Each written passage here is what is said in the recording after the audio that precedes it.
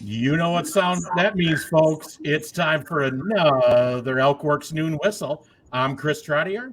And I'm John Anzalone, and our special guests today are Elkhorn Area School District Athletic Director John Handel, Ray Beilman, and Ella Storlie. Thank you, guys. Thank you for having us. You guys are our first students. Maiden voyage. It's pretty impressive. Well, Chris, why did we invite these wonderful students here today? I don't know. I'm going to ask John. John, why did you invite these wonderful students to the maiden voyage of the student? Sure. The edition? WIAA's highest honor that they give kids every year is called the WIAA Scholar Athlete, and they've been running this program, I believe, since the 1980s. And it's everything that you would encompass in a good student athlete. And there's a point for grade point average. They give away points, and then how many times you lettered, and how many times you were captains, and how many times you were MVPs, and all those things. And so we do the exact same stuff there, and all the kids that qualify, then our head coaches get a chance to sit down and vote. And Ella and Ray were this year's recipients of the award for the high school. They then get put in a pool of, I believe there are about 480 kids from the state that get picked, might be even more than that. And then they whittle that down to 32 kids. 2 kids make it Division II, 1 boy and 1 girl. So really select company. I believe Elkhorn's had 3 of those. Our last one was Devin Davey a few years ago. But these guys obviously did an awesome job to get to the point that they got to. So we spent some time back in February and March filling out the application and getting ready for this. So these guys both have really awesome stories to tell and are really good representatives of our school and our values and what we believe in. That's excellent. So tell me this. So congratulations to both of you first. Thank you. Thank you. Second, pretend I'm a freshman and I'm like, hey, Ella, hey, Ray, how did you do this? What would you tell me if I wanted to try and achieve this as I travel through high school? You know like achieve this WIAA scholar honor? Is that what yeah, like what advice would you give me to go, here's what you need to do through high school to be at this level? I would say for me, it was staying focused. I think there's a lot of distractions you have in high school. And I feel like if you really know that you're good enough to achieve what you want to achieve, I feel like you can achieve it, regardless of what other people think. So I'd have to say that to a freshman, especially if the freshman is not necessarily confident in themselves. So I guess going along with that, having confidence is equally as important. Ella? I'd say it's the balance between sports and school, not letting school overturn sports, but not letting sports get way more important than school. It's kind of both. Yeah. So why don't you, Ray, tell us a little bit. I know Coach Handel mentioned that there was you had to check some boxes on your experiences and awards. Tell us, and he said that you two have great stories. Tell us your story, Ray, and then we'll go to Ella. So yeah, I've been playing soccer here at the high school and varsity for all 4 years. I've been coached by the Kazers, which is, it's just been a great experience. We've gone to state twice, sectional finals 3 times, and then last year we were cut a little bit short at sectional semis. So me personally, I have been super accomplished in this through the program, and I don't know what else. All right, sounds good. Ella, tell us about your journey and your story. How many sports, what co-curriculars? Well, I've played basketball and softball since I was little. Then I picked up golf in high school to just kind of be active in the fall and play another sport. And I ended up being on varsity 3 times for that, so it was a good experience. And I was a leader. Good choice. Too. Yeah. So it was just fun to meet new coaches and new friends with that. But then with basketball and softball, I was kind of a leader on the team. Even though I didn't play as much, but I'd still be a leader in the background. So yeah. I have a quick question for Coach Handel. Coach Handel, how do you measure yourself against other golfers, real quick?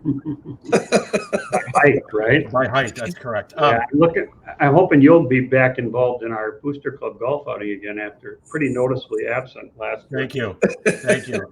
Hey, so John, can I buzz one in here, These Chris? guys sold themselves a little short too. I think a lot of the activity stuff, I think we caught them a little off guard. I mean, we have our first ever chess club, the founders here. I think the cool thing about Ray, a lot of times we have, kids he was player of the year in the conference in soccer, and then he decided to, ran track, helped the track team out. This year he's playing tennis.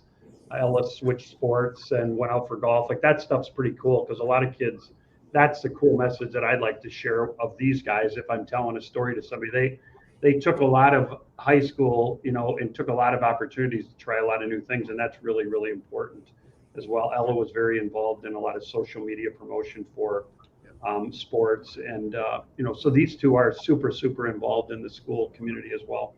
And obviously getting it done in the classroom. Yeah, right. Right. I mean, that's whole nother focus. That's a whole nother team to be on, is the academic side of it. Yeah. They don't call it athlete student, right? They call it student athlete. Yeah. And neither one was afraid to be a leader at times when their teams needed it too. And I think that's why the teams they were on were so successful. Ella, what's one takeaway from you? Like you look back now, and I'm sure for even Ella and Ray, it's hard to believe that you're how many days left of school? I'm sure you don't know the number, do you? I do. Okay, what is it? I believe it's 13 days? 13 days. Like share with me or share with the viewers and what's one memorable experience each of you had from your Elkhorn career as it relates to co-curriculars or athletics? Ray, you go first. Okay. Memorable or most memorable moment, I'd say I'd definitely going to state freshman year. I feel like that's always something very important for whatever sport you do. Getting to like that final stage and like all the lights are on you, and having all my friends be at the game too, that was really neat. They got out of school a little bit early, so they were all thanking me and the teammates. So that was also neat as well. But definitely that's up there with one of my top moments. Ella? I'd say mine wasn't like one moment in particular. It was just like all the practices and games that I had with my friends, and just like having those memories just like every day with like team bonding and everything through golf and basketball and stuff, that those are really going to stick with me. John, what sticks out to you about these two? Like, I know you talked a little bit about it, but like obviously their involvement, but when you sat with the coaches, obviously you don't want to go through all the conversations. Yeah, well, I think that they exhibit like all of the core values that we have here.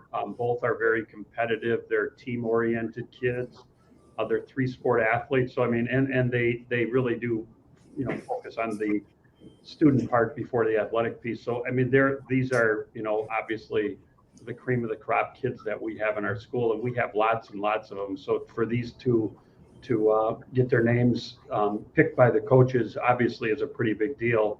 But there's nothing, they're kids that get it both on and off the field. And I don't want to call them low maintenance, but I think they're pretty low maintenance kids to handle too. Kids that are really fun to coach. That's how we describe Mr. Anzalone. He's very low maintenance. Yeah. That's yeah, right.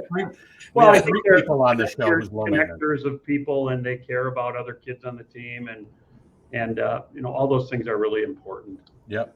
Yeah. Well, both of you guys now are on teams that are having a pretty good season and making a pretty good run here as we go into the middle of May, right? So Ray, you guys are on the hook here. We're pretty close to maybe getting a conference championship For track. I'm not doing track this year. Oh, I'm sorry. Yeah, All right. I switched over to tennis this year. Oh, gotcha. Well, good luck in tennis. I'm moving right over to Ella then. Softball's going pretty well, hey?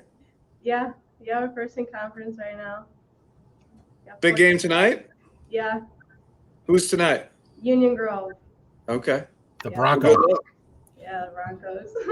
Good All right, luck. so what share with the viewers what your post high school goals are.